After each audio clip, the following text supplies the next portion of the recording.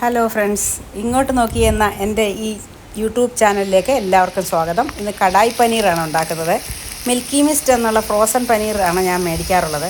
ഒരു കടായിലേക്ക് ഒരു spoon butter ഇട്ടിട്ട് ഇങ്ങനെ പനീർ ക്യൂബ്സ് ഇട്ട് ഒന്ന് ചെറുതായിട്ട് ഷാലോ ഫ്രൈ ചെയ്ത് എടുക്കുക.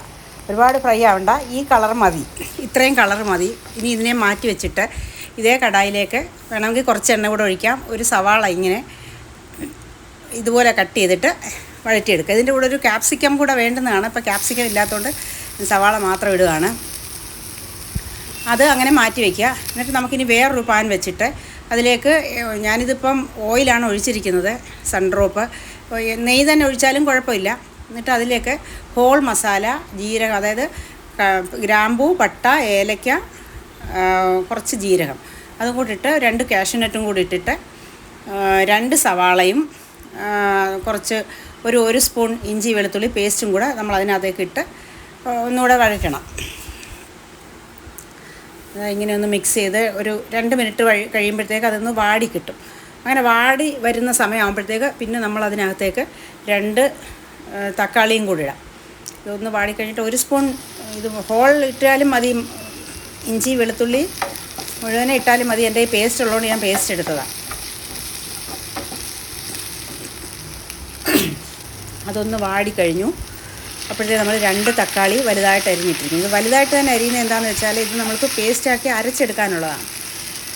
അത് വാടി കഴിയുമ്പോൾ 1 സ്പൂൺ കശ്മീരി മുളക് പൊടിയും 1 സ്പൂൺ മല്ലിപ്പൊടിയും നമ്മൾ അതിൻ്റെ കൂടെ ചേർത്തു. അത് നല്ലോണം വഴന്ന് മാറ്റി വെച്ചു, തണുക്കാൻ വെച്ചു. തണുത്ത് നമ്മൾ അരച്ച് വെച്ചിട്ട് ഇനി നമ്മൾ കുറച്ച് എണ്ണയും കുറച്ച് നെയ്യും കൂടെ ചേർത്തിട്ട് അതേ പാനിലേക്ക് തന്നെ 1 സ്പൂൺ ജീരകം ഇട്ടു.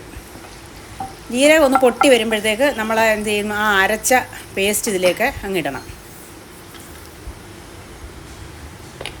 ജീരകം പൊട്ടിക്കഴിഞ്ഞു. ഇനി നമ്മൾ ആ പേസ്റ്റ് ഇതിലേക്ക് ചേർക്കുവാണ്. നല്ല തിക്ക് ഗ്രേവിയാണ് ഈ കടായി പനീറിന് വേണ്ടുന്നത്. അതുകൊണ്ട് ഒരുപാട് വെള്ളം നമ്മൾ ചേർക്കത്തില്ല. ആ ജീരകവും നെയ്യും നമ്മുടെ ഈ പേസ്റ്റും കൂടെ ചേർന്ന് കഴിയുമ്പോഴത്തേക്കും പിന്നെ നമ്മൾ ഉപ്പ് ആദ്യം ചേർത്തിരുന്നു, എന്നാലും കുറച്ച് ഉപ്പും കുറച്ച് മഞ്ഞളും കൂടെ ഞാൻ ഇടുവാണ്. ആൾറെഡി ഈ ഉള്ളിയും ഇത് മസാലകളും എല്ലാം ഒന്ന് കുക്കായതായതുകൊണ്ടേ നമ്മൾ ഒരുപാട് നേരം അതിനെ ഇട്ട് വഴറ്റണ്ട. പനീറും അതുപോലെ നമ്മളൊന്ന് ഫ്രൈ ചെയ്ത് വെച്ചിരിക്കുകയല്ലയോ. അപ്പോൾ അത് കഴിഞ്ഞാൽ പിന്നെ ആ പ്രോസസ്സിങ് കഴിഞ്ഞാൽ പിന്നെ ഇത് വളരെ എളുപ്പമാണ്.